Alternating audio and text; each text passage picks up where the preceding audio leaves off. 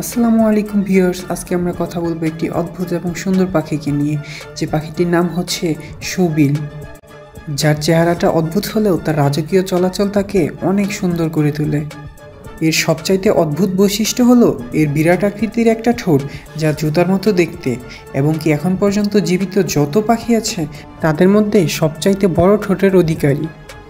মজার ব্যাপার হলো তাদের এই বড় ঠোঁটের কারণে প্রাগৈতিহাসিক ডাইনোসরের মতন তাদেরকে লাগে। ভয়ঙ্কর সুন্দর এই পাখিটির উচ্চতা প্রায় 5 থেকে 8 ফুট পর্যন্ত হয়ে থাকে। পাখিটির গায়ের রং ধূসর বা নীলচে ধূসর রঙের হয়ে থাকে। চোখগুলো হয় বিশাল বড় হলুদ রঙের। পাখিটি দেখতে যেমন দানবীয়, পাখিটির খাদ্যাভ্যাসও কিন্তু বেশ দানবীয়।